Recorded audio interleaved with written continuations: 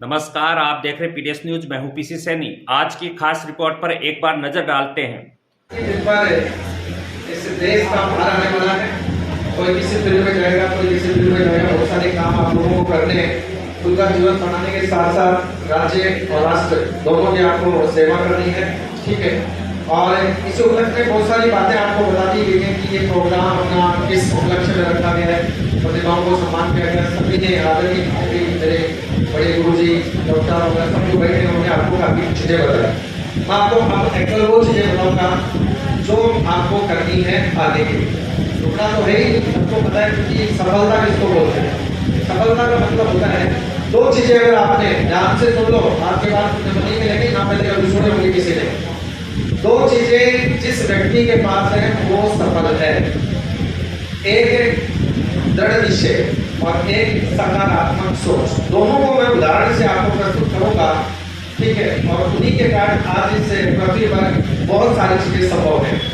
सबसे पहली बात दृढ़ निश्चय। आप सभी विद्यार्थियों ने राइट बंधु का नाम सुना होगा। एरोप्लेन देखी, चील गाड़ी, हवाई जहाज, जानते हो ना? अरे यस की नो? क्या है? मेरी आवाज ज्यादा नहीं है। यस की नो? राइट बंधु का आपने नाम सुना। राइट बंधु वो दो भाई थे जिन्होंने हवाई जहाज का आविष्कार किया। दोनों अच्छे इंजीनियर थे। इन लोगों ने सोचा, दोनों भाइयों ने मिलकर, कि क्यों ना हम एक लोहे की प्लेट को हवा में उड़ाएं। दोनों ने सोचा, एक पहाड़ी पर जाके बैठे, वहां अपना यंत्र तंत्र जुगाड़ लगाया और इनको एक दिन ऐसा महसूस हुआ कि हमारी ये लोहे की प्लेट हवा में उड़ जाएगी। वो गांव के बीच आए, चौपाल में बैठ गए और लोगों को इनवाइट किया सभी को कि भाई आ जाओ सब, हम दोनों भाई एक लोहे की प्लेट को हवा में उड़ा के दिखाएंगे। अब क्या लोहे की प्लेट हवा में उड़ सकती है क्या? क्या आप मानोगे? कोई नहीं मानेगा ना। पहले तो बहुत सारे लोग आए, उन्होंने सोचा कि लोहे की प्लेट तो हवा में उड़ ही नहीं सकती। लोहे की प्लेट तो हवा में उड़ ही नहीं सकती। उन्होंने जैसे ही अपना सिस्टम जचाया और सिस्टम जचाने के बाद उन्होंने अनाउंस किया, बोला अपने शाम के बैठो, 2 मिनट बाद ये लोहे की प्लेट हवा में उड़ने वाली है। और भीड़ में से आवाज आई, बोला नहीं उड़ेगी, नहीं उड़ेगी, नहीं उड़ेगी। लेकिन जैसे ही दोस्तों 2 मिनट के बाद वो लोहे की प्लेट हवा में उड़ी तो उसी भीड़ ने कहा, बोला नहीं रुकेगी, नहीं रुकेगी, नहीं रुकेगी। तो आपको कोई व्यक्ति ये कहे कि आप ये नहीं कर सकते, वो आप पर डिपेंड करता है।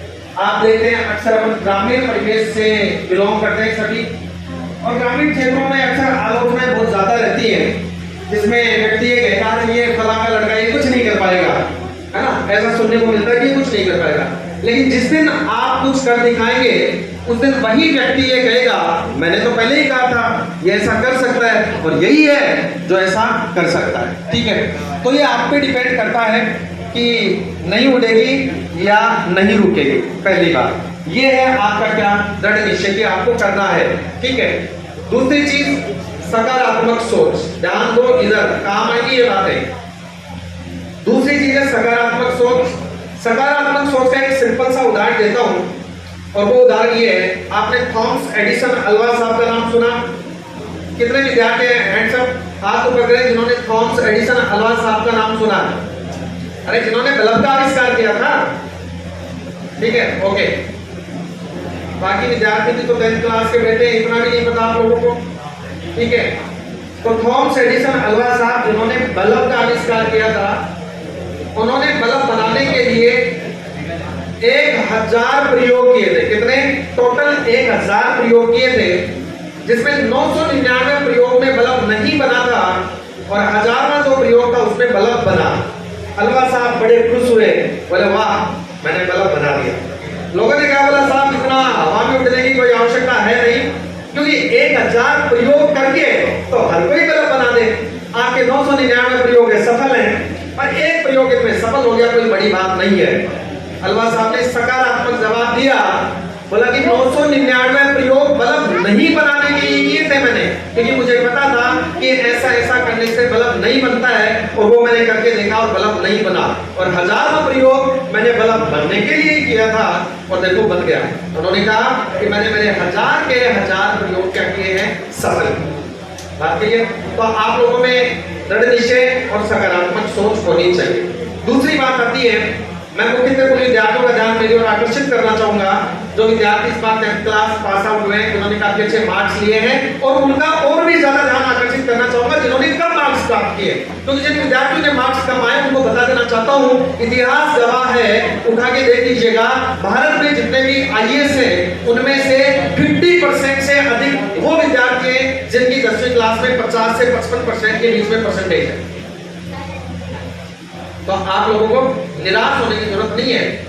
ये कतई पॉसिबल नहीं होता है कि सभी इंजीनियर बने, और ये कतई पॉसिबल नहीं होता है कि सभी डॉक्टर बने, क्योंकि प्रकृति अपना बैलेंस खुद बनाती है। ध्यान रखो, सबके लिए अपना एक फील्ड बना होता है, अपनी क्षमताओं को पहचानना होता है और उसके अकॉर्डिंग आपको कार्य करना होता है। तो सबसे पहले आता है विद्यार्थियों के सामने विषय चुनाव। विषय चुनाव आप जब भी करें, सबसे महत्वपूर्ण चीज यही है। आगे जो सफलता शब्द आप बार बार सभी से सुन रहे हैं, वो सफलता इसी पे टिकी हुई है कि विषय चुनाव आपका क्या है। जिस विद्यार्थी को इंजीनियरिंग में जाना है वो मैथमेटिक्स लेगा, जिसको डॉक्टर बनना है बायोलॉजी लेगा, ठीक है। जिसको अन्य फील्ड में जाना है, प्रशासनिक सेवा में जाना है, वो अन्य किसी विषय में, जैसे आर्ट्स हो गया और काफी सारे सब्जेक्ट है, उनका वो चुनाव करेगा। कभी भी विषय का चुनाव, इधर ध्यान दो बच्चों, कभी भी विषय का चुनाव इस तरीके से ना करें कि पिताजी ने कह दिया या पड़ोसी ऐसा कर रहा है तो मैं भी ऐसा करूं। अगर आप में अंदर से जो चीज आ रही है, आपको लगता है कि मुझे ये करना है, तो उसके लिए आपको ये नहीं सोचना है कि मेरे को मार्क्स कम है तो मैं ये चीज नहीं कर सकता। ऐसा कुछ नहीं है, ठीक है, ऐसा बिल्कुल भी नहीं है। आगे जाके आप लोगों को कंपटीशन करना है, कंपटीशन एग्जाम्स देनी है। कंपटीशन एग्जाम जिस दिन आप शुरुआत करोगे उस दिन गधे और घोड़े बराबर होंगे। मेरी बात अगर आप समझ पा रहे तो वैसे नीचे को मैंने कहा था कि विद्यार्थी छोटे शायद मुश्किल से मेरी बातें समझ पाए, लेकिन कुछ विद्यार्थी पूरी सभा में बैठे जितने भी विद्यार्थी हैं उनमें एक भी विद्यार्थी अगर मेरी बात को समझ के सफल होता है तो आज मेरा बोलना सकारात्मक होगा। तो आप लोगों को करना क्या है, अपनी सब्जेक्ट का चुनाव करना है।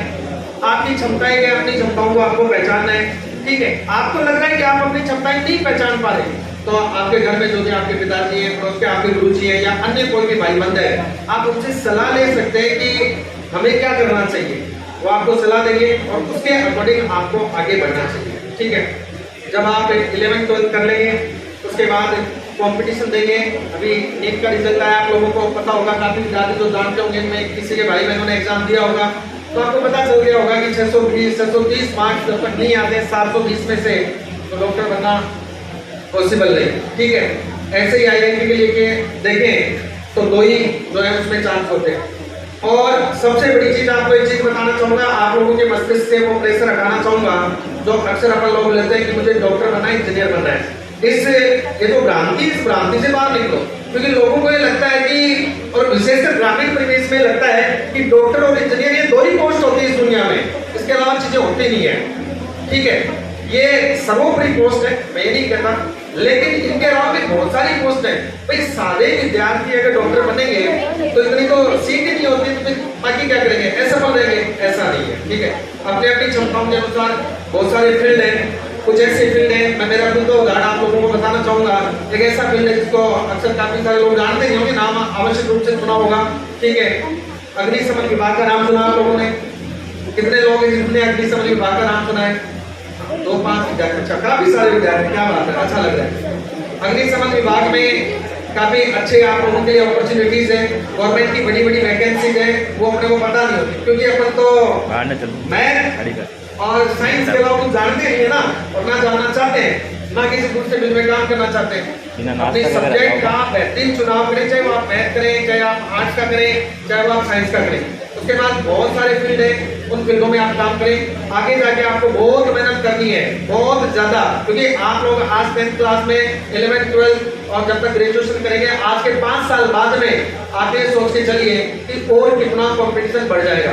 बहुत ज्यादा मेहनत करनी है और बहुत ज्यादा मेहनत करके फिर आपको पोस्ट लेनी पड़ेगी, ठीक है।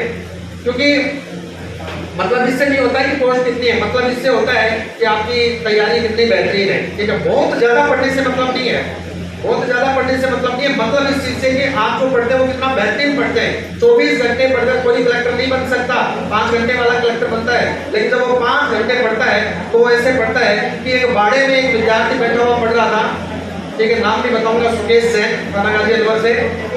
बाड़े में बैठ के पढ़ रहा था, आईएएस की तैयारी घर से की उसने। और कुछ लोगों ने कुछ समय के बाद एक बारात वहां से गुजरी बैंड बजाते हुए।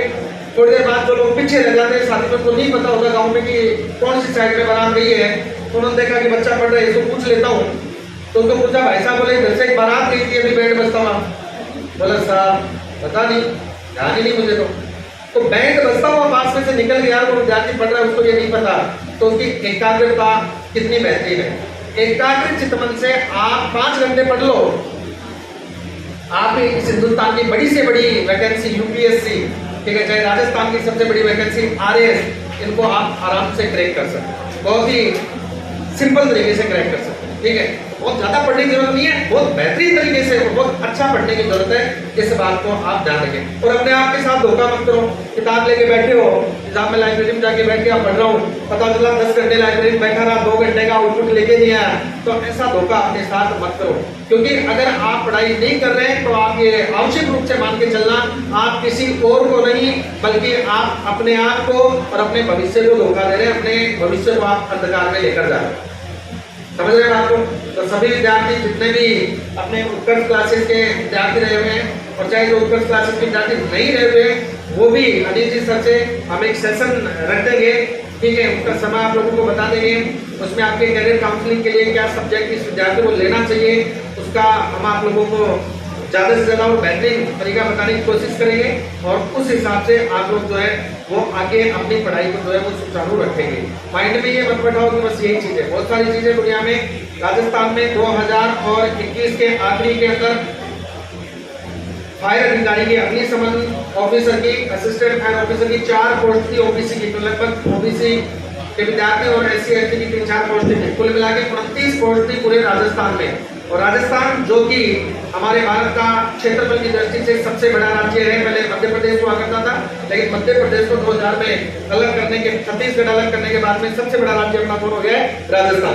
तो 3,42,239 वर्ग किलोमीटर जिस राज्य का क्षेत्रफल है, उस क्षेत्रफल में केवल 29 पोस्ट थी, जिसमें ओबीसी के लिए 4 पोस्ट थी, और उन 4 पोस्ट में से 1 पोस्ट मैंने ली है। ठीक है, तो मेहनत करके, जबकि ऐसा नहीं है कि इससे पहले एग्जाम नहीं दी, परीक्षाएं नहीं दी, खूब दी है। कुछ में कहां तक सफल हुए, कुछ में कहां तक फिर असफल रहे। फाइनली सफलता तो वो होती है भैया, चमत्कार को नमस्कार है, ध्यान रखना। उगते सूरज को सलाम है, डूबते को कभी नहीं है। ठीक है, तो पद इंपॉर्टेंट नहीं रखते, अपने ही पड़ोस का रूप रखा। एक उदाहरण मुकेश जागीर का मैं बता दूं, जो जूनियर साइंटिस्ट की केवल 1 ही पोस्ट थी। ठीक है, स्टेट का नाम मैं भूल गया कहां से थी, 1 ही पोस्ट थी, और उस 1 ही पोस्ट में अपने पड़ोस के क्षेत्र के जो मुकेश जागीर है वो सिलेक्ट हुए, वर्तमान में पदस्थ है असिस्टेंट प्रोफेसर नीमका थाना SNKP गवर्नमेंट कॉलेज में। तो आप ये मत सोचो पद 1 है, 2 है, 3 है, आप ये सोचो कि मुझे 1 पद चाहिए, 100 पोस्ट आई, उनमें 1 चाहिए आपको, बाकी 99 थोड़ी चाहिए। तो बस उस 1 के लिए ईमानदारी से आप मेहनत करो, आपको कोई नहीं रोकेगा। और फाइनली जो सफलता शब्द है, इसका टैग आप पर उस दिन लगेगा जिस दिन आप या तो अपनी कोई गवर्नमेंट जॉब ले लेंगे या अपना कोई भी बिजनेस है। ये नहीं कहता कि सभी विद्यार्थी सरकारी नौकरी लगे वही सफल होते हैं, क्या इसका मतलब तो अनिल अंबानी सफल नहीं है भाई? अगर सरकारी नौकरी लगना ही सफलता है तो बड़े बड़े टाटा बिरला ये सब क्या सफल नहीं है क्या? उनके पीछे तो अपन सब लोग चल रहे हैं, उनके पीछे ही इतनी बड़ी कंपनियां बनी है, उनके पीछे ही गवर्नमेंट की पोस्ट जो है वो क्रिएट होती है। तो ऐसी बात नहीं है, अब अपना अपना क्षेत्र चुने, अपना जो स्वभाव है, अपनी जो प्रकृति है उसको स्वस्थ रखें। कभी भी किसी के विषय में, किसी के बारे में गलत नहीं सोचें, सकारात्मक सोचें, दूसरों की हेल्पिंग हैंड्स बने, दूसरों की सहायता करने की जो एक मन में जिज्ञासा होती है उसको प्रकट करें। ऐसा नहीं कि अपन चल रहे होते हैं, रोड पर पत्थर पड़ा है, यार मैं क्यों उठाऊं, ये पड़ोस की दुकान वाले देखेंगे पत्थर उठाना होता है, ऐसा नहीं है। आप ऐसा सोचोगे तो फिर वो क्या सोचेगा? आप मत सोचो, ये चीजें दूसरों के लिए छोड़ दो। सोचने के लिए आपको क्या करना है, जो अंदर से आ गई वो कर डालो, जो आवाज अंदर से आ रही मुझे ये करना है वो कर डालो। ठीक है, क्योंकि चलना पहले आपको पड़ेगा, भीड़ अपने आप जुड़ती जाएगी, ये ध्यान रखना। कभी भी ऐसा नहीं होता है कि भीड़, एक सिंपल सा उदाहरण दे दो, क्या सभी लोग अपने इस कमरे में एक साथ आएगा? पहले 1 आया, फिर 2 आए, फिर 5 आए, फिर 10 आए, 15, 20, 25 ऐसे करते करते 150 से 200 हो गए। तो हमेशा चलो, कारवां बनता जाएगा। अपने विषय का चुनाव करो। मेरा उद्बोधन उन विद्यार्थियों के लिए महत्वपूर्ण है जो इस बार 10th क्लास पास आउट है, अच्छे मार्क्स लेके आए, उनको और उनके अभिभावकों को ढेर सारी शुभकामनाएं। ये अच्छे मार्क्स आना आपकी जो सफलता की सीढ़ी है उस पर पहला कदम आपका समझा जाएगा। ठीक है, तो आप लोग विषय का चुनाव करके और अपनी जो तैयारी है आगे की उसको ध्यान में रखते हुए, अन्यत्र बातें मस्तिष्क में ना लाते हुए, बिल्कुल अपनी पढ़ाई पर फोकस करते हुए आगे बढ़ो। जिस दिन आप लग जाओगे, जिस दिन सफल हो जाओगे, उस दिन आपको खुद को महसूस होगा कि हाँ बहुत कुछ अचीव कर लिया। ठीक है, और अगर कुछ नहीं बने तो धक्के खाते घूमोगे, फिर पता चलेगा कि फला 30 साल उसने ये चाय की दुकान खोली है, वो सब्जी की रेडी लगा रहा है, फला मजदूरी कर रहा है। तो अगर आपको ऐसा करना है तो आप समझदार है, क्योंकि 10वीं क्लास का विद्यार्थी काफी समझदार हो जाता है और मेरी बात समझ नहीं पा रहा होगा, ऐसी कोई बात नहीं है। ठीक है, आपको क्या करना है, उठो जागो, स्वयं को पहचानो, तब तक मत रुको जब तक कि सफलता नहीं मिल जाए। किसने कहा था? विवेकानंद जी ने कहा था। बस फॉलो करो और आगे बढ़ते रहो। काफी बताया मैंने आपको, वाणी को विराम देता हूँ। धन्यवाद।